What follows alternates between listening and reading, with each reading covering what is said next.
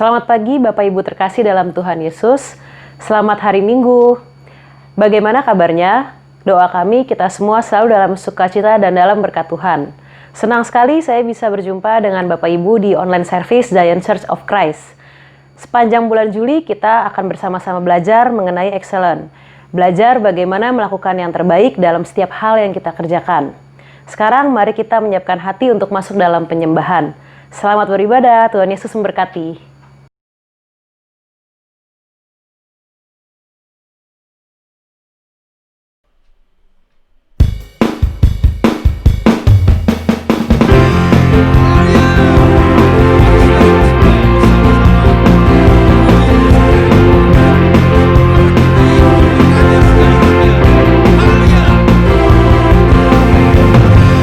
Tuhanlah kekuatan dan mazmurku.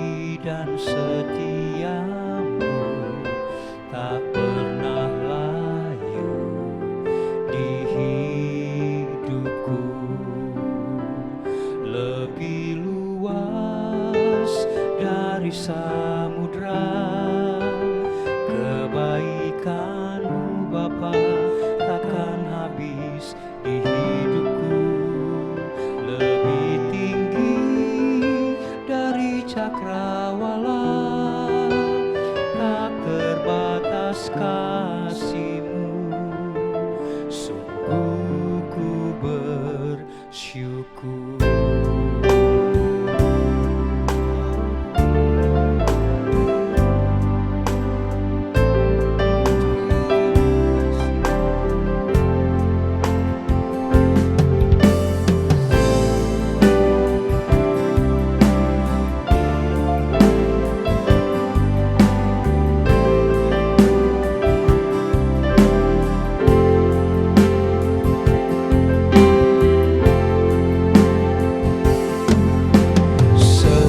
Semusim berlalu, namun Kau selalu peliharaku.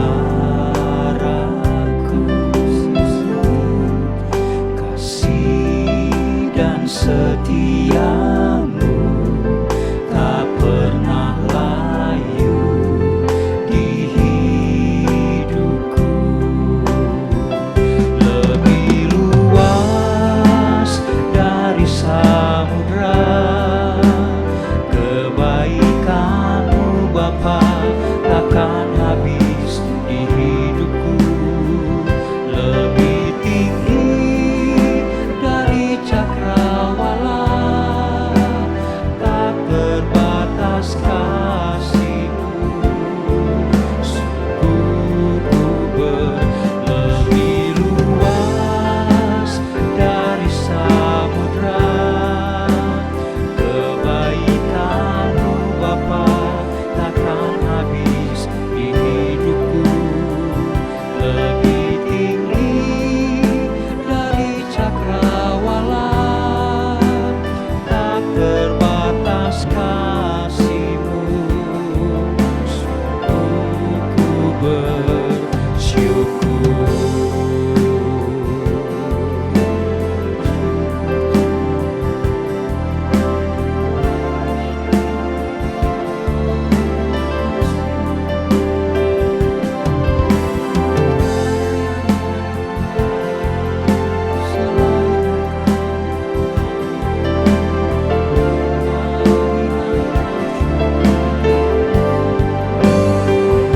Lebih luas dari samudra, kebaikan-Mu Bapa takkan habis di hidupku. Lebih tinggi dari cakrawala, tak terbatas kasih-Mu. Sungguh ku lebih luas dari samudra, kebaikan-Mu Bapa takkan habis di hidupku. Lebih tinggi dari cakrawala, tak terbatas kasih-Mu. Sungguh ku bersyukur atas kasih-Mu. Sungguh ku bersyukur atas kasih-Mu. Sungguh ku bersyukur.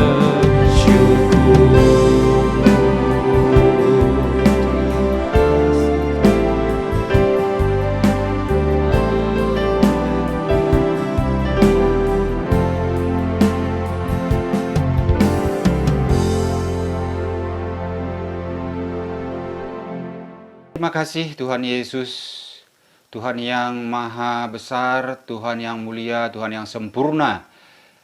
Hidup kami menggenapi firman Tuhan. Saudaraku semua, saya ajak kita untuk berdoa bersama untuk saudara-saudara kita yang sudah memasukkan pokok doa kepada kami. Mari kita sama-sama berdoa. Bapa, dalam nama Tuhan Yesus yang kami sembah, Bapa yang mulia, yang agung, yang perkasa, Bapa yang besar dan ajaib. Pada saat ini Tuhan, kami rindu untuk memohon kepadamu, karena saudara-saudara kami banyak yang ingin mengelola usaha atau bisnis yang sedang mereka dirintis. Kiranya Tuhan Engkau memberikan hikmat kepada saudara-saudara kami ini, supaya di dalam mengelola bisnis ini bisa berjalan seturut dengan kehendak-Mu dan diberkati. Tuhan, kami juga berdoa buat saudara kami yang sekarang ini lagi mengalami sakit kanker, Tuhan, divonis oleh dokter. Tapi kami percaya, Tuhan, oleh bilur-bilur darah Yesus tidak ada yang mustahil. Maka kami berharap Tuhan boleh membebaskan dia dari sakit vonis kanker ini, Tuhan. Terima kasih Tuhan Yesus. Kami juga berdoa untuk saudara kami yang sedang mengalami penyakit diabetes. Tuhan, oleh kuasa-Mu, oleh urapan Roh Kudus dengan darah Yesus, maka terjadilah kesembuhan sehingga sakit diabetes ini dipulihkan dari sakit yang diderita oleh saudara kami ini. Demikian juga Tuhan, kami mengucap syukur untuk semua doa-doa saudara-saudara kami yang Tuhan sudah berkati. Kami bersyukur untuk anak yang masuk perguruan tinggi lewat jalur beasiswa. Tuhan, Engkau memberkati saudara kami ini sehingga anaknya ini bisa masuk lewat jalur beasiswa ke perguruan tinggi yang dia pilih dan yang dia kehendaki. Tuhan, terima kasih untuk berkat ini. Kami juga bersyukur untuk orang tua kami yang diberkati usahanya lancar selama masa pandemi ini. Biarlah Tuhan Roh Kudus terus memberkati apapun yang dia kerjakan. Terima kasih Tuhan untuk berkat-berkat-Mu ini. Di dalam nama Yesus, haleluya, amin. Saudaraku kekasih Kristus, tema kita untuk renungan minggu ini diambil di Matius 5 ayat 6. Matius 5 ayat 6. Mari sama-sama kita bacakan. 3, 2, 1. Matius 5 ayat 6. Berbahagialah orang yang lapar dan haus akan kebenaran, karena mereka akan dipuaskan. Amin. Nah, melalui ayat renungan firman ini, kita percaya bahwa orang-orang yang haus dan lapar akan firman Tuhan akan diberikan kebahagiaan oleh Tuhan kita Yesus Kristus. Demikianlah ayat renungan firman ini boleh memberkati saudara dan saya. Sebelum kita masuk ke dalam firman Tuhan, mari sama-sama kita menaikkan lagu pujian ini.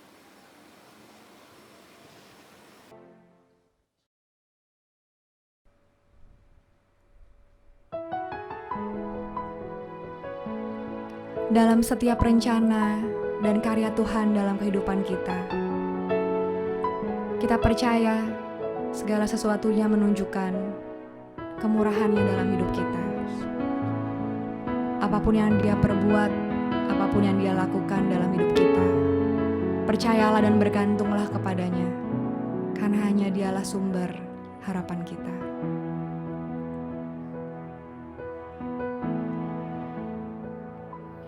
Hidupku menggenapi firman-Mu, tanda mujizat sertai tiap langkahku. Kau bersamaku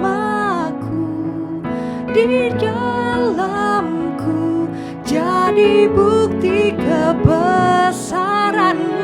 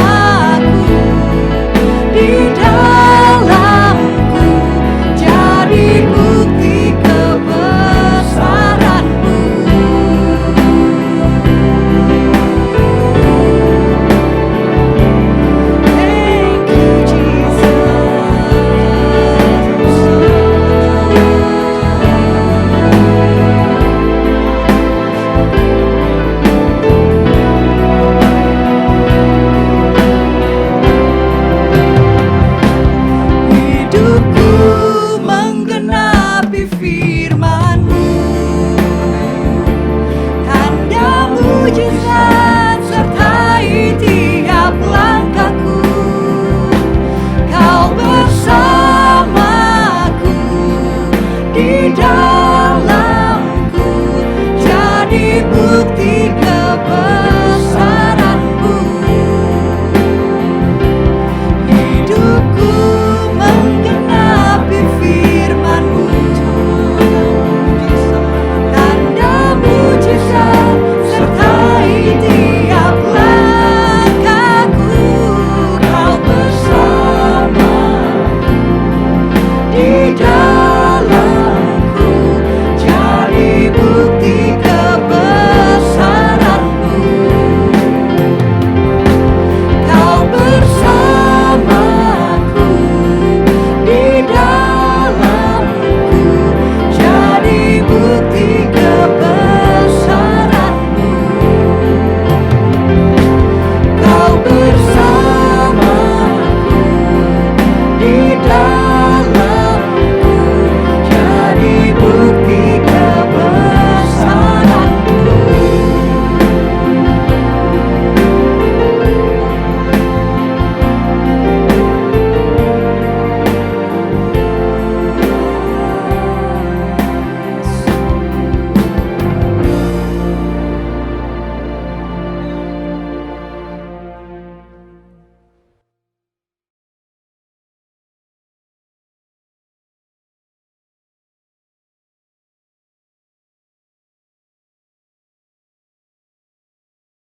Puji nama Tuhan, selamat hari Minggu. Saya senang bisa menjumpai Bapak Ibu Saudara kembali di hari Minggu ini. Dan saya berdoa selalu, biarlah kebaikan kemurahan Tuhan terus berlimpah bagi setiap kita. Dan kabar baik senantiasa menyertai kita semua, walaupun kita tetap dalam siaran online. Tapi saya berdoa hadirat Tuhan berlimpah di dalam kehidupan setiap Bapak Ibu Saudara, dimanapun Anda menyaksikan acara ibadah online ini. Nah, untuk itu sebelum kita masuk di dalam firman Tuhan, kita akan masuk terlebih dahulu di dalam sakramen tubuh dan darah Tuhan Yesus. Saya mau ajak saudara untuk kita bersatu di dalam doa. Mari kita berdoa. Kami bersyukur Tuhan di kesempatan hari Minggu ini, yaitu kami boleh diberi kesempatan menikmati kemurahan Tuhan. Yaitu sebelum kami masuk dalam firman Tuhan, kami akan bersatu terlebih dahulu di dalam sakramen tubuh dan darah Tuhan Yesus. Maka Tuhan, Kau yang berfirman, barang siapa makan tubuhmu, minum darahmu. Kami selalu tinggal di dalam Tuhan. Tuhan ada di dalam kami. Artinya situasi apapun yang saat ini kami hadapi, keadaan kondisi apapun, kami tidak terhanyut dengan situasi, tapi kami mau tetap berbahagia, kami mau tetap bersukacita, karena sukacita adalah sebuah keputusan, bukan karena keadaan. Jadi artinya dalam keadaan kondisi apapun, kami percaya bahwa sukacitalah yang kami tetapkan di dalam kehidupan kami. Sehingga pada waktu kami beraktivitas, melakukan segala kegiatan kami melakukannya dengan penuh, dengan kekuatan di dalam Tuhan. Maka hari ini aku berdoa, kalau ada yang sakit hari ini disembuhkan. Kalau mereka punya beban berat, bebannya yaitu diberikan kekuatan mereka untuk bisa menghadapi dan mereka keluar lebih daripada pemenang. Bila mana ada diganggu roh jahat, aku berdoa dalam nama Tuhan Yesus. Kuasa kegelapan tidak berkuasa atas setiap mereka anak Tuhan. Bahkan kami semua melewati waktu-waktu ini, semuanya kami akan keluar lebih daripada pemenang. Terima kasih Tuhan, kami siapkan hati kami untuk bersatu dengan tubuh dan darah Tuhan Yesus di hari Minggu ini. Dalam nama Tuhan Yesus. Amin. Satu firman Tuhan saya bacakan buat saudara di dalam Efesus 5 pada ayat yang ke-16 dikatakan, bergunakanlah waktu yang ada karena hari-hari ini adalah jahat. Itu artinya jangan pernah kita sia-siakan waktu. Kalau hari ini kita ada waktu untuk beribadah, mari pergunakan waktu ini untuk kita bersekutu, untuk kita memuliakan Tuhan, untuk kita meraih setiap yang terbaik yang Tuhan sudah sediakan buat kita. Mari kita angkat rotinya di atas kepala dengan iman. Ikuti doa saya. Sama-sama katakan dalam nama Tuhan Yesus, inilah roti yang turun dari surga. Inilah tubuh Tuhan Yesus Kristus, tubuh yang tergantung di atas kayu salib, yang memberikan kami bersama dengan keluarga kehidupan yang kekal di dalam kerajaan sorga. Yang kedua, untuk menyempurnakan agar tubuhku selalu sehat sempurna, sempurna jiwa rohku. Kami bersama keluarga akan dibangkitkan pada akhir zaman. Tubuh Tuhan Yesus Kristus yang telah tertombak, tertikam, tergantung di atas kayu salib, agar kami mulai hari ini tidak akan terkapar di meja operasi, tidak akan terkapar di ruang ICU, tidak akan terkapar di rumah sakit. Dalam nama Tuhan Yesus, apa saja yang kami pegang kerjakan dibuat berhasil. Dalam nama Tuhan Yesus, inilah tubuh Tuhan Yesus Kristus. Mari kita makan tubuh Tuhan Yesus.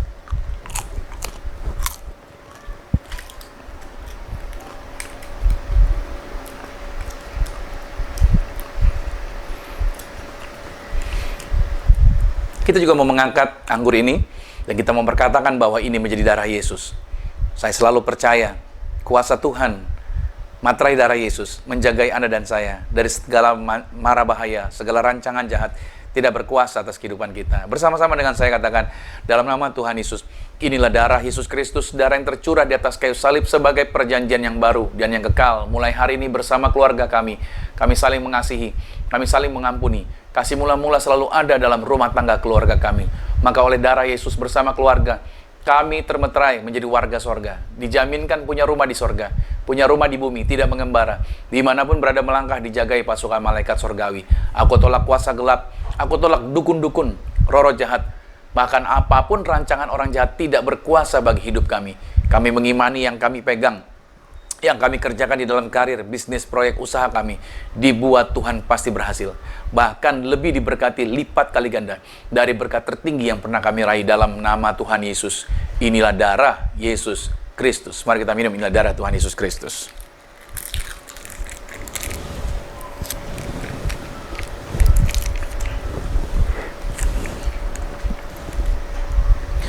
Demikian pula Tuhan mengajarkan Anda dan saya untuk menggunakan sakramen minyak.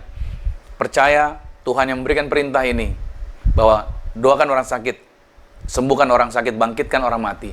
Murid-murid dibekali dengan sakramen ini. Maka doa saya, saudara pun bisa berdoa untuk minyak di tangan Anda menjadi minyak urapan. Dan itu yang bisa Anda doakan juga untuk keluarga Anda yang bersama-sama dengan Anda, atau keluarga Anda, atau proyek Anda, atau apapun. Anda bisa berdoa dengan sakramen minyak yang di tangan saudara. Mari sama-sama dengan saya katakan, dalam nama Tuhan Yesus, inilah minyak urapan. Setiap tetesnya punya kuasa mengusir setan, setiap olesnya punya kuasa menyembuhkan penyakit.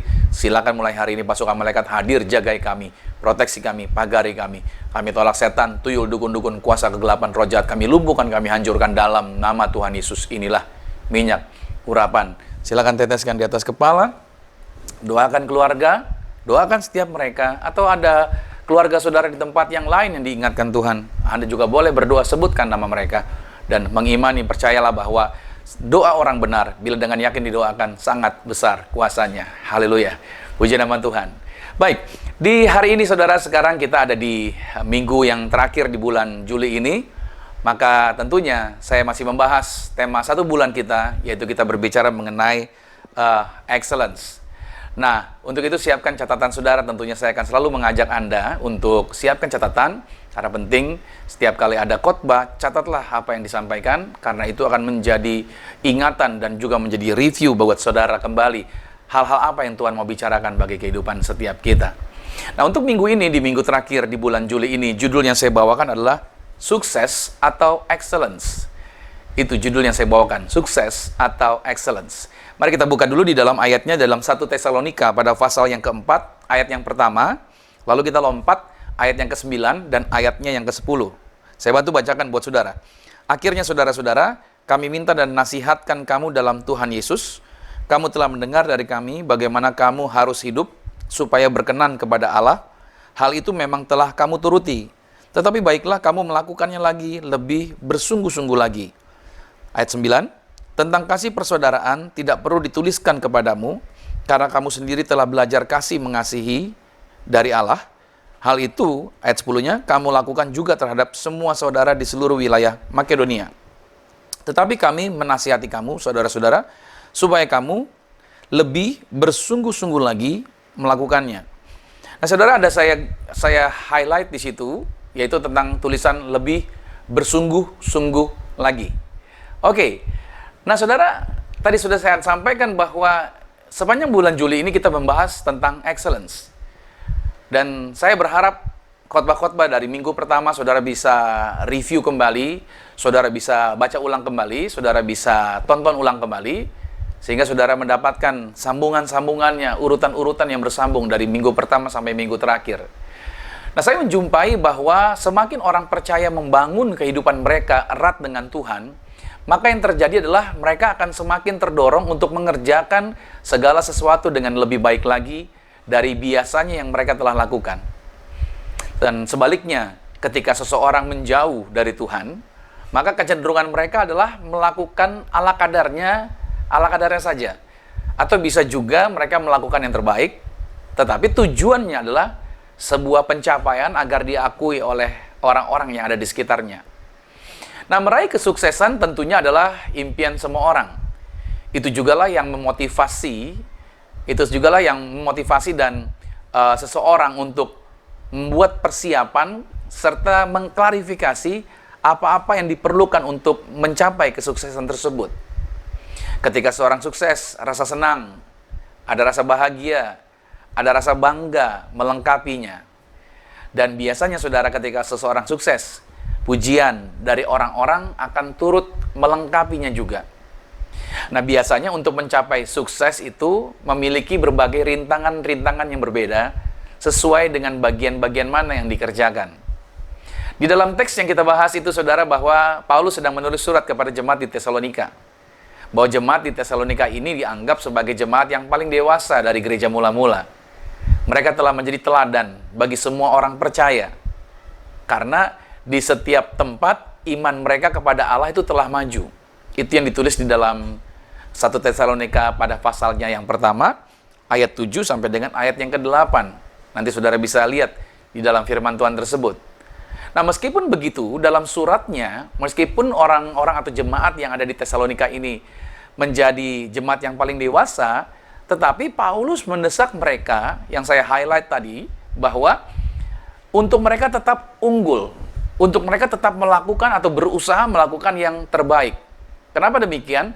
Karena tidak ada yang namanya dataran tinggi dalam kehidupan kekristenan. Maksudnya, tidak ada yang namanya puncak. Artinya kalau orang memanjat gunung, begitu melihat sampai di puncak, mereka pikir sudah selesai, kita sudah sampai puncak. Nah, kehidupan kekristenan, saudara, tidak ada dataran yang tinggi, dataran yang disebut dengan puncak tadi. Sehingga kita bisa beristirahat untuk tidak lagi melakukan yang lebih baik lagi. Tidak ada. Tidak ada bulan, tidak ada tahun, ketika kita dapat beristirahat dari pekerjaan kita, lalu kita menghentikan pencarian keunggulan kita bagi Kristus. Tidak ada istilah untuk beristirahat, melakukan kebaikan, melakukan yang lebih baik, melakukan yang excellent di dalam kehidupan orang Kristen. Salomo menuliskan begini dalam pengkhotbah pada pasal 9, pada ayat yang ke-10, dikatakan demikian. Segala sesuatu yang dijumpai tanganmu untuk dikerjakan, kerjakanlah itu sekuat tenaga. Karena tak ada pekerjaan, pertimbangan, pengetahuan, dan hikmat dalam dunia orang mati, kemana engkau akan pergi. Maksudnya adalah kesempatan itu adalah ketika kita masih hidup. Jadi selama kita masih hidup, selalu akan ada pekerjaan, selalu akan ada usaha untuk kita memulai sesuatu yang lebih baik lagi, melakukan yang lebih baik lagi sebelum seseorang selesai di dalam kehidupan ini. Nah, menjadi excellence itu bukan sekedar sukses sebenarnya, ya kan? Semua orang pengen sukses, tapi menjadi excellence itu bukan sekedar sukses. Nah, jika seseorang memandang dunia ini secara alkitabiah, kalau kacamata kita dengan kacamata Alkitab, maka ia akan memiliki dasar yang tepat untuk mengejar kesuksesannya di dalam hidup ini. Dia akan dapat mendefinisikan keunggulannya dan mampu mengukur kemajuannya ke arah tujuan yang sama, yaitu sama seperti tujuannya Kristus. Dan mulai mengklarifikasi apa-apa yang diperlukan untuk mencapai tujuan tersebut. Yaitu tujuannya di dalam excellence untuk mencapai kesuksesan adalah dengan membangun karakter, yaitu karakter seperti Kristus.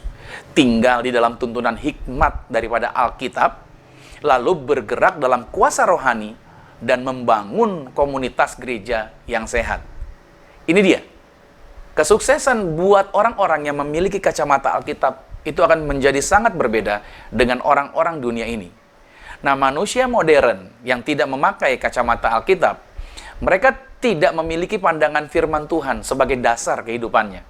Nah, seringkali mereka yang tidak memiliki dasar firman Tuhan, kesuksesan yang mereka kejar adalah yaitu hanya mengejar keunggulan atau mengejar kesuksesan semata. Apa maksudnya bagaimana? Seperti ini misalkan, mereka mengejar untuk memiliki label pendidikan yang lebih tinggi. Karena bagi mereka dengan pendidikan yang lebih tinggi, itu akan lebih membuat pride mereka naik. Oke? Memiliki pendidikan yang lebih tinggi dari orang lain, atau memiliki atau mendapatkan gaji. Kalau gaji disebut zaman now itu adalah sebulannya bisa 2 atau 3 digit sebulannya. Wow, luar biasa. Lalu berhasil mendapatkan penemuan yang lebih daripada orang lain. Itu pencapaian kesuksesan bagi orang dunia yang tidak menggunakan kacamata Alkitab. Atau mereka merasa lebih cerdik dari orang lain, atau memiliki aset yang lebih banyak dari orang lain. Atau, mohon maaf nih, memiliki jumlah jemaat yang lebih besar dari gereja lain, atau punya gedung yang banyak dan besar. Lalu dengan kata lain, mungkin mereka berkata bahwa kami memiliki kemampuan di atas semua orang. Nah, saya berpikir bahwa model seperti ini hanya karena adalah di antara orang-orang dunia yang tidak mengenal firman Tuhan. Tapi mohon maaf saudara, ternyata kita pun dapat tergoda untuk memiliki konsep yang seperti ini. Kita merasa bahwa kita harus lebih dari yang lain. Kita merasa bahwa kita menjadi yang lebih besar dan terbesar dari yang lain. Kita merasa bahwa kita memiliki kecerdikan yang lebih daripada yang lain. Dan kita merasa menjadi model-model yang seperti itu. Tanpa sadar sebenarnya kita membawa diri kita mirip-mirip dengan orang-orang dunia dalam mengejar kesuksesan mereka. Yaitu mengejar untuk keunggulan semata. Nah, bagi mereka, bagi orang-orang ini, saudara, orang-orang dunia yang tidak memakai kacamata Alkitab, persaingan atau menjadi lebih baik daripada yang lain adalah bagian yang paling menonjol daripada definisi excellent di dalam kehidupan mereka. Tetapi ketika kita berpikir tentang pengejaran, keunggulan dari sudut pandang Alkitab, apakah itu yang dimaksudkan oleh firman Tuhan? Bahwa kita mengejar seperti orang-orang dunia tadi? Ternyata jawaban Alkitab adalah tidak. Bukan seperti itu yang disarankan. Bukan seperti itu yang dimaui oleh firman Tuhan. Mereka yang mendekati atau yang memandang kehidupan dari sudut pandang dunia, biasanya mereka berpikir dalam hal tentang persaingan, berusaha melampaui orang lain. Tetapi hal itu biasanya dilakukan untuk kemuliaan atau kepentingannya sendiri, atau untuk pujian dan agar mendapatkan tepuk tangan dari orang-orang lain. Itu yang biasanya orang-orang lakukan untuk mendapatkan pengakuan dari orang-orang lain. Nah, saudara, perhatikan bahwa di dalam teks pembacaan firman Tuhan yang kita bahas tadi, bahwa Paulus memperingatkan setiap orang Kristen bahwa mereka harus mengejar bukan seperti yang dikejar hasrat manusia kedagingan kita, tapi yang dikejar adalah mengenai kelengkapan karakter kita di dalam Kristus. Di mana kita memulainya itu bukanlah persoalan sebenarnya. Pada waktu kita memulai, dari manapun memulainya kata Tuhan, itu bukanlah menjadi suatu persoalan penting. Tetapi kita semua diberikan oleh Tuhan tujuan yang sama. Dan tujuan yang sama adalah berbicara mengenai kedewasaan di dalam Kristus. Oleh sebab itu, saudara, kita semua seharusnya bergerak ke arah pendewasaan ini. Dan berusaha membantu orang-orang lain di sekitar kita untuk menuju tujuan yang sama, yaitu bicara mengenai pendewasaan. Nah, seringkali saya menjumpai orang-orang Kristen di dalam gereja. Tentunya mereka terdiri dari berbagai macam karakter. Nah, di dalam kelemahan dan kekurangan, orang-orang yang ada di dalam gereja ini, mereka telah menerima anugerah terbesar. Yaitu mereka menerima keselamatan melalui Yesus Kristus di atas kayu salib. Nah, seharusnya kasih dari Tuhan ini ditanggapi orang percaya, yaitu dengan bekerja keras untuk mau melakukan yang excellence. Karena Yesus sudah mengorbankan tubuh dan darahnya, menjaminkan keselamatan. Harusnya orang-orang meresponi apa yang Yesus kerjakan di atas kayu salib dengan membangun kehidupan yang excellence tadi, yaitu membangun kehidupan rohani yang dewasa, serta berusaha untuk menolong orang-orang di sekitarnya untuk mencapai keberhasilan yang sama. Tetapi seringkali saya jumpai di dalam gereja, sikap mereka umumnya menerimanya dengan biasa-biasa saja. Tanggapan mereka tampaknya lebih kepada setengah hati. Ya, karena mereka pikir hidup ini karena kasih karunia, seringkali justru malahan membuat mereka menjadi setengah-setengah.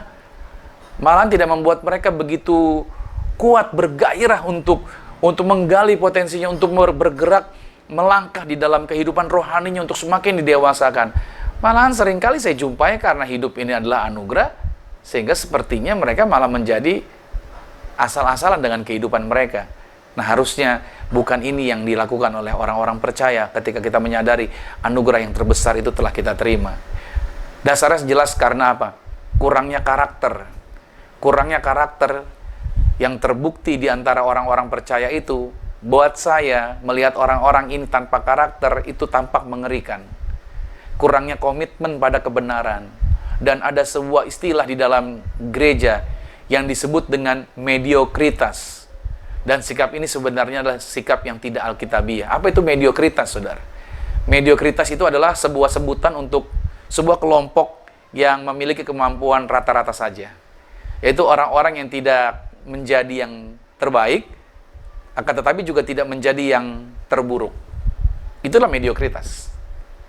Dan mediokritas ini sangat banyak jumlahnya di dalam masyarakat kita. Artinya ada banyak orang yang, gue sih biasa-biasa aja, gitu saudara. Ya kan? Mereka menjadi orang yang rata-rata aja. Dan tahukah saudara bahwa musuh dari yang terbaik bukanlah yang terburuk, melainkan menjadi biasa-biasa saja. Itu musuh daripada yang terbaik. Wahyu 3 berkata begini pada ayat 15 sampai dengan ayat yang ke-16. Aku tahu segala pekerjaanmu, engkau tidak dingin dan tidak panas. Alangkah baiknya jika engkau dingin atau panas. Jadi karena engkau suam-suam kuku dan tidak dingin atau panas, aku akan memuntahkan engkau dari mulutku. Kitab Wahyu telah menulis, kalau panas, panaslah, dingin, dinginlah. Jangan suam-suam. Oleh karena itu, saudara yang dikasihi Tuhan, karakter kita akan membawa kita untuk menjadi orang-orang yang harusnya bukan bergerak di dalam rata-rata atau biasa-biasa saja. Dalam kitab Kisah Para Rasul, juga di sana Paulus mengatakan bahwa dia menasihati setiap orang.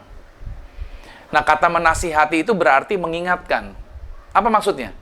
Bahwa kita semua memang harus dinasihati. Kita semua didorong serta ditantang dan dibantu untuk apa? Untuk mengejar keunggulan dalam Kristus dan mengejarnya dengan sepenuh hati. Paulus, saudara, ini salah satu contoh yang luar biasa. Anak Tuhan yang dipakai dengan dahsyat, orang pintar yang luar biasa, orang hebat, tapi Paulus menghabiskan seluruh hidupnya sebagai seorang Kristen untuk apa? Mengingatkan orang terus untuk mereka, yaitu mau melakukan yang terbaik dalam kehidupan mereka. Nah, di dalam Kisah Rasul ditulis seperti ini. Sebab itu, berjaga-jagalah dan ingatlah bahwa, kata-kata Paulus, aku 3 tahun lamanya, siang malam, perhatikan, dengan tiada berhenti-hentinya, menasihati kamu masing-masing dengan mencucurkan air mata. Lihat perjuangan Paulus. Dia begitu mendorong orang. Dia begitu berusaha mempengaruhi orang. Untuk apa? Untuk orang menjadi orang yang sungguh-sungguh di dalam Tuhan. Bukan menjadi orang yang biasa-biasa. Untuk bisa melakukan yang excellence di dalam kehidupan rohani mereka. Wow, ini cara kerja Paulus yang dahsyat. Nah, terkadang saya menjumpai, saudara, seorang rekan seiman. Saya menjumpai ada orang Kristen yang malas dalam semangatnya untuk Tuhan. Seringkali saya jumpai mereka seringkali mengasihani diri sendiri. Seringkali membandingkan diri. Ya, lu mah enak, gua mah begini, dan segala macam. Dan pandangan matanya selalu tertuju kepada aktivitas dunia. Apa yang orang beli, apa yang orang punya. Dia hanya memandang ke arah itu saja. Pandangan matanya hanya tertuju kepada perubahan-perubahan dunia ini. Maka saya coba melakukan seperti apa yang dilakukan oleh Paulus. Kalau ketemu dengan orang begini, saya coba melakukan apa yang seperti dilakukan Paulus. Dan ini juga yang menjadi ingatan buat saya ketika godaan yang sama datang menghampiri saya. Terkadang juga ada godaan seperti itu juga yang coba menggodai saya. Nah, di dalam Filipi pada pasal 3, pada ayat 14, Paulus berkata begini, dan berlari-lari kepada tujuan untuk memperoleh hadiah, yaitu panggilan sorgawi dari Allah dalam Kristus Yesus. Karena itu, marilah kita yang sempurna berpikir demikian. Dan jikalau lain pikiranmu tentang salah satu hal, hal itu akan dinyatakan Allah kepadamu. Artinya Paulus sudah mengatakan, ketika ada kelemahan, ketika ada godaan untuk kita mengasihani diri kita sendiri, mari kita berlari pada tujuan untuk memperoleh hadiah. Ingat, Tuhan memanggil kita bukan untuk menjadi kecil, bukan untuk menjadi lemah, tapi Tuhan memanggil kita karena kita memiliki panggilan surgawi dari Tuhan. Hidup ini hanya sementara. Karena itu arahkan, fokuskan, yaitu kepada hal yang Tuhan telah janjikan ini. Jagai pikiran kita untuk terarah terus kepada panggilan yang Tuhan sediakan buat kita. Nah, karena itu saudara, menjadi catatan penting bahwa suksesnya tujuan akhir dari kehidupan orang-orang percaya sebenarnya bukanlah mengenai kekuasaan. Ingat baik nih, jangan karena kita berpikir bahwa kesuksesan itu ukurannya adalah pencapaiannya agar kita mempunyai kekuasaan. Bukan. Tujuan akhir kehidupan orang percaya bukanlah tentang pengaruh.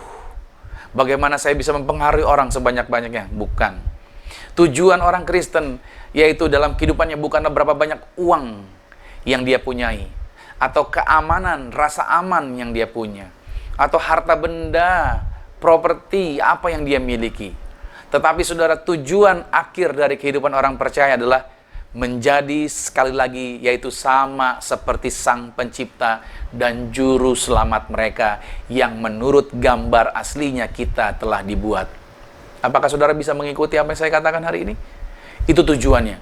Kita harusnya mengejar ini untuk menjadi sama seperti Yesus. Yesus tidak pernah rata-rata. Yesus tidak pernah berbuat yang biasa. Yesus melakukan yang excellence. Inilah juga yang menjadi dasar di mana Rasul Petrus juga mendesak orang-orang percaya. Untuk apa? Melakukan segala upaya untuk menambahkan, jangan cuma sekedar jadi Kristen, ya beriman, saya percaya, beriman kepada Tuhan.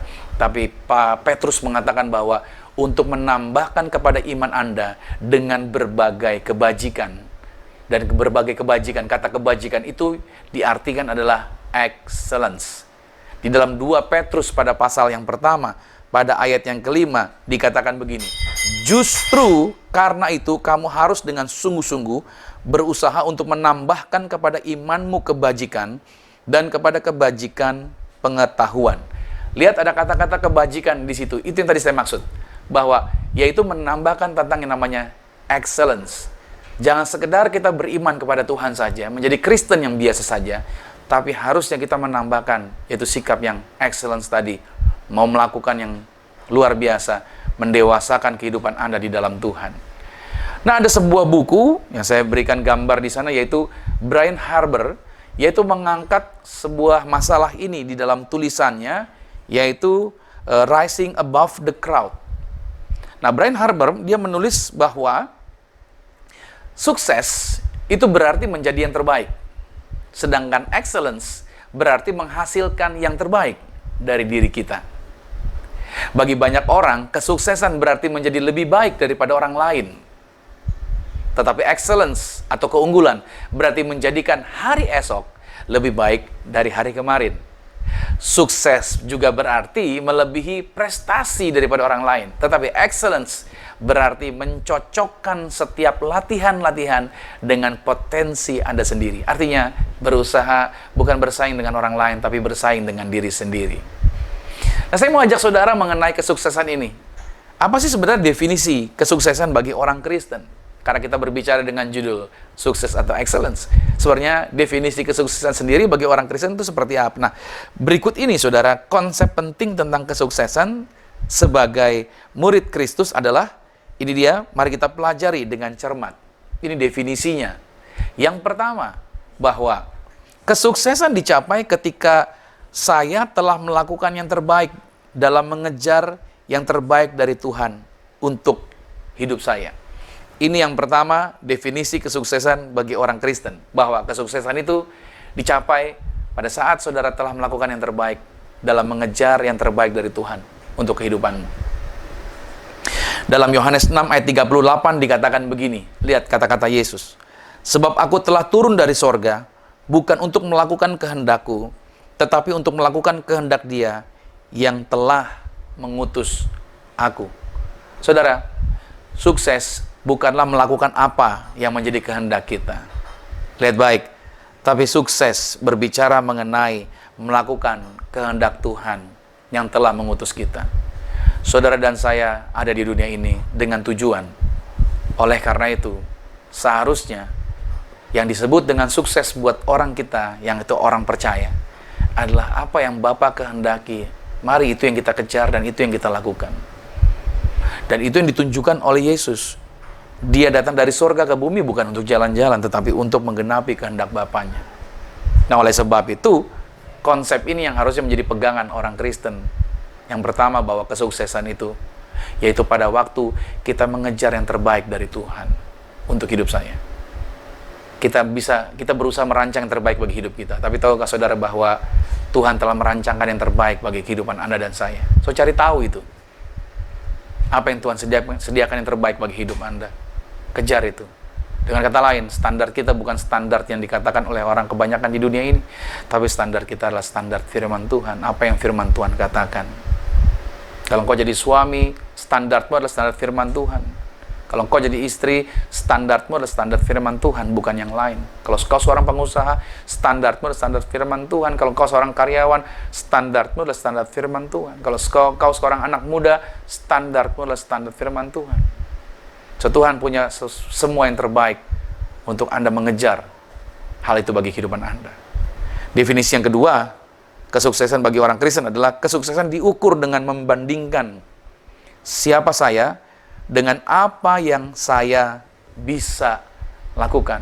Artinya, jati diri saudara. Kesuksesan itu diukur dengan membandingkan siapa sih diri saudara, status Anda, dan apa yang Anda bisa lakukan. Di dalam Matius 3 ayat 17 dikatakan, lalu terdengarlah suara dari surga yang mengatakan, inilah anakku yang kukasihi, kepadanya lah aku berkenan. Lihat, Yesus mendapatkan status. Disebutkan bahwa inilah anakku yang kukasihi, kepadanya lah aku berkenan.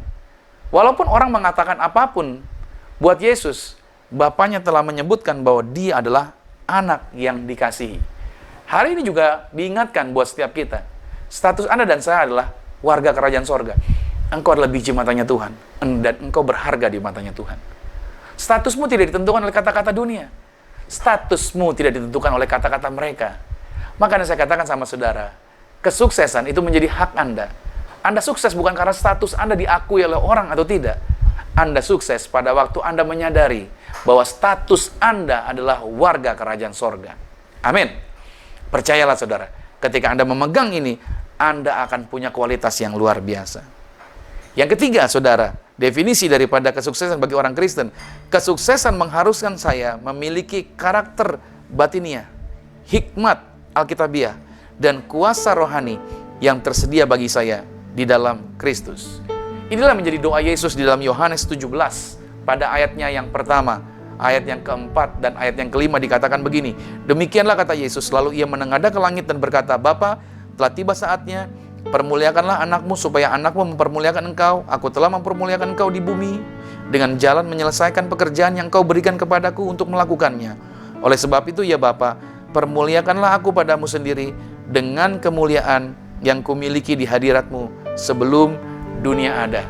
Inilah yang harusnya menjadi doa Anda dan saya, bahwa kesuksesan mengharuskan kita memiliki karakter, berarti inner beauty kita. Kita memiliki hikmat Alkitabiah, dan kita bergerak dalam kuasa rohani yang Tuhan sediakan. Melalui siapa? Melalui Yesus Kristus. Oleh sebab itu pada waktu kita bersatu dengan tubuh dan darah Tuhan Yesus, kita mengimani, kita meyakini bahwa Tuhan mempermuliakan kita di dalam Dia. Tuhan ada di dalam kita, kita ada di dalam Tuhan. Oleh sebab itu saudara, saya terlalu yakin Tuhan tidak akan pernah mempermalukan Anda dan saya di dalam segala aktivitas, di dalam segala kegiatan, di dalam proyek, di dalam pelayanan, di dalam pekerjaan kita, apapun yang kita lakukan. Bahkan dalam pelayanan yang saya buat, yang bersama dengan tim membuat pelayanan ini, saya terlalu yakin kita tidak akan pernah dipermalukan karena kemuliaan Tuhan ada bersama dengan kita. Puji nama Tuhan. Lalu pertanyaannya saudara, apakah Yesus Kristus di dalam pelayanannya dia sukses dalam kehidupannya selama dia melayani di bumi ini? Jawabannya adalah tentu saja dia sukses, luar biasa. Dialah panutan kita, dialah contoh kita. Karena ketiga poin tadi telah menjelaskan bahwa Yesus telah melakukan yang terbaik dalam pencarian tunggal yang terbaik dari Allah. Dia fokus hanya kepada Tuhan. Dia mengerjakan apa yang Bapa minta. Dia tidak bergerak berdasarkan kehendak dia. Dia tidak mempedulikan apa yang dunia katakan, karena dia tahu statusnya di mata Tuhan, karena dari mulut Tuhan telah menyebutkannya. Walaupun saya katakan sama saudara, Yesus sukses, walaupun dalam pandangan dunia, lihat baik, dalam pandangan dunia, Yesus mati usia dini. Ya, dia mati dalam usia dini. Yesus dalam pelayanan, dia tidak punya uang. Iya kan? Dia disalib sebagai penjahat. Dia tidak menikah, walaupun dia tidak mempunyai anak. Walaupun Yesus tidak pernah tulis buku. Oke? Walaupun Yesus tidak pernah pegang kantor, jadi kepala kantor. Ataupun Yesus juga tidak pernah membangun sebuah organisasi. Saya katakan sama saudara, Yesus pribadi yang sukses. Apa dasar kesuksesan kita? Apakah seperti tadi yang saya sebutkan? Saya cuma mau katakan buat saudara, bukan itu menjadi dasarnya di dalam kita hidup di dalam kesuksesan kita. Nah, oleh sebab itu saudara, ada sejumlah kebenaran ini yang terkait, yang harus kita pahami tentang kesuksesan dalam kehidupan kita sebagai pengikut Kristus. Kalau kita sebut bahwa kita adalah pengikut Kristus, berarti harusnya kebenaran ini yang dipegang. untuk kita melihat tentang yang namanya kesuksesan menjadi seorang yang menjadi pengikut Kristus. Catat baik, yang pertama, kita diingatkan untuk tidak membandingkan diri kita dengan orang lain. Sama-sama lagi katakan bahwa saya tidak membandingkan diri saya dengan orang lain. Ya, jangan pernah berusaha membandingkan diri kita dengan orang lain. Itu pencapaian orang-orang dunia. Mereka berusaha bersaing dengan orang lain. Sudah seberapa besar gereja sebelah? Sudah berapa banyak jemaatnya? Ya kan? Sudah berapa banyak gedungnya dan segala macam. No. Kita bukan untuk bersaing dengan orang lain. Paulus menulis di dalam 2 Korintus pada pasal 10 ayat 12 dikatakan begini. Memang kami tidak berani menggolongkan diri kepada atau membandingkan diri dengan orang-orang tertentu yang memujikan diri sendiri. Mereka mengukur dirinya dengan ukuran mereka sendiri dan membandingkan dirinya dengan diri mereka sendiri. Alangkah, ditulis begini, alangkah bodohnya mereka. Jemaat yang ada di Korintus adalah jemaat yang rohani sebenarnya. Tapi mereka seringkali terjebak dalam persaingan. Saking rohaninya, mereka bersaing satu dengan yang lainnya. Ayat 17-nya. Tetapi barang siapa bermegah, hendaklah ia bermegah di dalam Tuhan. Sebab bukan orang yang memuji diri yang tahan uji, melainkan orang yang dipuji Tuhan. Tuhan memiliki rencana untuk kita masing-masing. Tuhan memiliki rencana untuk Anda, Tuhan memiliki rencana buat saya, Tuhan memiliki rencana buat semua orang. Nah, rencana Tuhan itulah yang terbaik bagi kita. Oke, bukan rencana Tuhan bagi orang lain. Jadi catat baik. Rencana yang terbaik Tuhan buat kita, ya, yang Tuhan sudah sediakan. Yang buat orang lain itu bukan yang terbaik buat kita. Yang terbaik buat kita adalah yang Tuhan sediakan buat kita. Nah, kita secara alami seringkali kita melihat pencapaian orang lain. Kita ngintip orang lain punya. Dan berusaha membandingkan diri kita dengan apa yang telah mereka lakukan untuk Tuhan kita. Ketika mereka melayani, ketika mereka membangun pelayanan mereka, kita coba ngintip gitu. Kita coba membandingkannya. Nah, hati-hati saudara, kita harusnya jangan sampai terjebak di area ini, agar jangan sampai kita timbul iri hati dan akhirnya timbul yang namanya pertengkaran. Hati-hati saudara, jangan sampai kita menjadi terjebak di area ini. Makanya saya katakan sama saudara, kalau saudara nggak bisa melihat kemuliaan orang lain, ya udah, jangan dilihat, itu aja. Kalau saudara buka medsos, lantas saudara lihat kemajuan keberhasilan orang, lantas saudara nggak suka, ya udah dilihat aja, atau blok aja punya orang, dalam artian Anda nggak mau lihat dia lagi tampil di timeline Anda, daripada Anda nantinya menggerutu dan segala macam. Harusnya anak Tuhan belajar, kayak minggu lalu saya katakan, kita harusnya berbesar hati untuk bisa mengakui kalau orang lain bagus. Kenapa kita nggak berkata, good, kamu luar biasa. Ini yang pertama, yaitu kebenaran tentang sukses sebagai anak-anak Tuhan, sebagai pengikut Kristus. Yang kedua, kita tidak diajarkan untuk mengejar rencana. Lihat, kita tidak diajarkan untuk mengejar rencana dan keinginan pribadi, melainkan untuk tunduk pada rencana Allah saat pemahaman itu menghampiri kita. Coba kita buka dalam 2 Korintus 12 ayat 7 sampai 9. Dan supaya aku jangan meninggikan diri karena penyataan-penyataan yang luar biasa itu, maka aku diberi suatu duri dalam dagingku, yaitu seorang utusan iblis untuk menggocok aku supaya aku jangan meninggikan diri. Tentang hal itu aku sudah 3 kali berseru kepada Tuhan supaya utusan iblis itu mundur daripadaku. Tetapi jawab Tuhan kepadaku, cukuplah kasih karuniaku bagimu, sebab justru dalam kelemahanlah kuasaku menjadi sempurna. Sebab itu terlebih suka aku bermegah atas kelemahanku, supaya kuasa Kristus turun menaungi aku. Kita harus tahu saudara bahwa kehendak Tuhan untuk hidup kita, jika kita ingin memberikan yang terbaik dalam mencapai kesuksesan tersebut. Saudara harus pahami bahwa Paulus, dia tentunya pengen kehidupannya yaitu bergerak seperti apa yang dia rindukan. Ada keinginan, ada kemauan tertentu di dalam apa yang dia lakukan. Tapi dalam teks firman Tuhan ini, dia kedatangan utusan iblis yang sudah menggocok dia. Dan dia sudah berdoa, bahkan dikatakan ada angka yang disebutkan 3 kali untuk utusan iblis itu mundur. Tapi Tuhan malahan berkata, cukuplah kasih karuniaku bagimu. Justru dalam kelemahanlah kuasa Tuhan menjadi sempurna. Terkadang saudara, situasi yang tidak nyaman sebenarnya bukan untuk membuat kita menderita, tapi agar membuat kita tidak meninggikan diri. Seringkali kita gampang memegahkan diri kita sendiri. Seringkali kita berpikir bahwa kita punya banyak rencana. Kita pengen melakukan A, melakukan B. Tapi pada waktu ada pandemi, pada waktu ada masalah, pada waktu ada pergumulan, justru sebenarnya kita menjadi orang yang merendahkan hati kita. Makanya Tuhan berkata, kalau kamu merasa kuat, Tuhan nggak bisa berbuat apa-apa. Tetapi justru kata Tuhan, kalau kamu lemah, maka kuasaku jadi besar. Maksudnya, ketika kita tidak lagi memfokuskan apa yang kita mau, di situ kita jadi belajar untuk apa? Untuk memegahkan Tuhan. Nah, ini jadi pelajaran sebenarnya buat Paulus juga, pelajaran juga buat kita. Paulus ada utusan iblis yang menggocok dia. Tuhan sedang mengingatkan Paulus, belajar untuk mengasihi orang-orang yang menganiaya kamu. Jangan kau berasa membalasnya, tapi kasihi mereka. Sebagaimana dulu kamu menganiaya orang-orang Kristen, aku juga mengasihi kamu. Ini kesempatan, bukan Tuhan mau membalas, bukan. Tapi Tuhan mau melalui Paulus. Orang bisa melihat kemuliaan Tuhan. Orang bisa melihat kemurahan Tuhan. Melalui masalah yang saudara dan saya hadapi, orang bisa melihat kemuliaan Tuhan ada di dalam kehidupan Anda dan saya. Kesuksesan bukan berbicara apa yang kita mau, tapi kesuksesan berbicara apa yang Tuhan mau. Amin. Kita bergerak melakukan yang lebih baik, menjadi orang-orang yang excellence. Yang ketiga, saudara, yaitu kita harus bersiap ketika hendak mencapai kesuksesan. Terkadang harus sendirian. Apa maksudnya? Mari saya ajak saudara untuk lihat dulu dalam 1 Samuel 17 ayat 38 sampai 40. Dikatakan begini. Lalu Saul mengenakan baju perangnya kepada Daud, ditaruhnya ketopong tembaga di kepalanya, dan dikenakannya baju zirah kepadanya. Ini pada waktu Israel ditantang oleh Goliat. Gak ada yang berani. Cuma Daud yang berani maju. Saul memperlengkapi Daud dengan baju perang. Karena mau berperang tentunya diperlengkapi dengan baju perang, pedang, dan perisai. 39. Lalu Daud mengikatkan pedangnya di luar baju perangnya. Kemudian Daud berkata, dia berjalan sebab belum pernah dicobanya. Maka berkatalah Daud kepada Saul, aku tidak dapat berjalan dengan memakai ini sebab belum pernah aku mencobanya. Kemudian baju zirah dan perlengkapan perang itu ditanggalkan oleh Daud.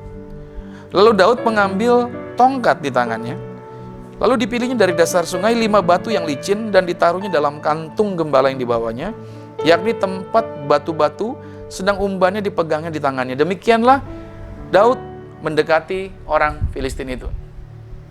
Nah, saudara lihat di sini, saya tidak bermaksud bahwa orang lain tidak berkontribusi pada kesuksesan kita, atau bahwa kesuksesan dapat dicapai tanpa orang lain. Enggak, itu nggak ada yang benar, dua-duanya salah. Yang saya maksudkan adalah begini, terkadang pada saat kita mengejar yang terbaik dari Tuhan untuk hidup kita, seringkali mengharuskan kita untuk berdiri sendiri, atau tidak ada orang yang mau sepakat dengan ide kita.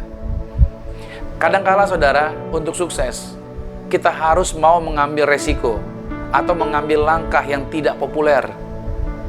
Inilah yang disebut dengan go out of the box. Kadangkala kita mengambil langkah yang tidak umumnya orang ambil. Lihat, Daud memilih langkah yang tidak populer untuk pergi ke medan pertempuran. Biasanya orang kalau perang harus pakai baju zirah, harus pakai pedang, perisai, dan lain-lain perlengkapan perang. Tapi Daud tidak pakai itu. Dan tentunya nggak ada orang yang sepakat dengan idenya Daud, pakai tongkat, umban, dan bawa batu dari kali yang ada 5 biji yang licin dia taruh di kantong umbannya. Itu bukan ide yang tepat untuk pergi berperang.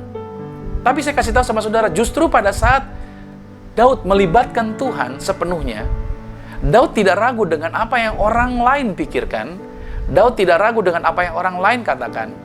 Daud akhirnya saudara menjadi satu-satunya orang yang sukses mengalahkan raksasa pada waktu dia mengambil langkah yang tidak populer. Seringkali Tuhan juga memberikan Anda dan saya arahan untuk Anda mengambil langkah yang tidak populer.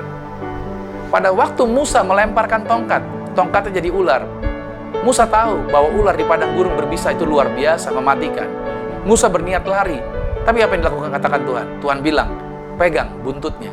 Saudara, di mana-mana kalau saudara tanya sama pawang ular, kalau nangkap ular jangan di buntut. Nangkap ular harus di mananya? Di belakang kepalanya. Itu dia yang benar. Karena begitu pegang buntutnya, kepalanya akan berputar dan akan membuat Anda celaka. Tapi disinilah langkah yang tidak umum. Kadang-kala Tuhan suruh kepada kita. Dan pada waktu Musa mengikutinya, apa yang terjadi? Begitu dia pegang buntut ular, maka ularnya berubah menjadi tongkat. Dan tongkat itulah yang membuat yaitu Musa bisa membelah lautan, bisa membuat air keluar dari batu, bisa mengadakan berbagai mujizat yang luar biasa. Saudara yang dikasih Tuhan, pada waktu kita berpikir go out of the box, pada waktu kita bergerak, yaitu mencapai kesuksesan, kadangkala kita berpikir, pada waktu kita mengikuti arahan Tuhan, kadangkala nggak ada orang yang mau support, nggak ada orang yang dukung kita. Tapi it's okay. Tuhan akan membuat Anda menjadi orang yang berkemenangan. Tuhan akan membuat Anda menjadi orang yang berhasil. Raksasa-raksasa kehidupan di depan Anda akan Tuhan tunjukkan, engkau bisa mengalahkannya. Dari sini saudara, sukses sejatinya bahwa menjadi sukses itu tidaklah dapat dipisahkan dari sikap yang excellence. Oleh karena itu saudara, pada saat kita mau melakukan yang terbaik berdasarkan pemahaman di dalam kedewasaan kerohanian kita di dalam Tuhan, maka kita dapat membantu orang lain untuk bisa melakukan yang sama seperti yang telah kita lakukan. Saudara ingat baik ini, menjadi catatan buat saudara, bahwa kita didesain oleh Tuhan bukan untuk melakukan yang biasa saja, melainkan kita didesain untuk melakukan yang luar biasa, sama seperti yang Tuhan telah melakukan. Apa yang menjadi tantangan saudara? Yang saya mau katakan buat saudara, Anda bisa menjadi orang yang sukses. Tapi sukses kita bukan seperti dunia. Sukses kita di dalam excellence kerohanian kedewasaan kita. Dan pencapaian kesuksesan kita bukan seperti yang umumnya orang pikirkan. Mau dari manapun startnya, tapi ingat baik, desain kesuksesan itu sudah ada di dalam diri saudara dan saya. Ayat penutup, Efesus 2 pada ayat 10 dikatakan, karena kita ini buatan Allah, diciptakan dalam Kristus Yesus untuk melakukan pekerjaan baik. Ini yang dipersiapkan Allah sebelumnya. Ia mau supaya kita hidup di dalamnya. Doa saya, semua kita yang menyaksikan acara ini, yang mengikuti ibadah online ini, menyadari bahwa yang namanya sukses buat kita yang di dalam Kristus Yesus Tuhan, yang kita lakukan adalah sama seperti Yesus, melakukan yang excellence di dalam kehidupan kita. Ingat, pencapaian kita seperti yang Tuhan kehendaki, tujuannya Tuhan tergenapi di dalam kehidupan kita. So, selamat mempraktekkan yang excellence. Pada waktu Anda mempraktekannya, Anda akan selalu berbahagia karenanya. Selamat hari Minggu, dan saya ucapkan Tuhan Yesus Kristus memberkati. Amin. Mari kita berdoa. Terima kasih Tuhan Yesus, kami bersyukur buat hari Minggu ini. Kami percaya bahwa ketika kami belajar mengenai excellence sepanjang bulan Juli, kami akan mereview kembali, mengingat kembali, dan menerapkannya. Karena karakter ilahi itu menjadi penting untuk menopang kami di dalam menyadari segala kebaikan, kemurahan, anugerah yang Tuhan telah limpahkan. Kebanyakan kami didorong untuk menjadi orang yang biasa saja, menjadi orang-orang yang tidak mau berlaku yang terbaik dalam kehidupannya. Tapi kami belajar sepanjang bulan Juli ini, untuk kami mau mempraktekkan dalam kehidupan kami menjadi yang terbaik, menjadi suami yang terbaik bagi istri, menjadi istri yang terbaik bagi suami, menjadi orang tua yang terbaik bagi anak-anaknya, menjadi anak-anak yang terbaik bagi orang tuanya, menjadi teman yang terbaik bagi sesamanya, menjadi gereja yang terbaik bagi jemaat, menjadi jemaat yang terbaik bagi gerejanya. Kami berdoa dalam nama Tuhan Yesus, kasih karunia Tuhan turunlah atas setiap kami, memberkati, mengurapi satu persatu. Kami juga berdoa Tuhan bagi gereja ini, gereja kami, Gereja Zion Church of Christ, Tuhan berkati senantiasa. Di mana pelayanan melalui siaran-siaran online kami, berkati setiap mereka yang menyaksikan acara ini, dimanapun, negara manapun, wilayah manapun, mereka semua diberkati oleh Tuhan. Kami melepaskan berkat bagi bangsa kami Indonesia, dari Papua sampai Aceh. Berkati bangsa ini, pulihkan bangsa ini.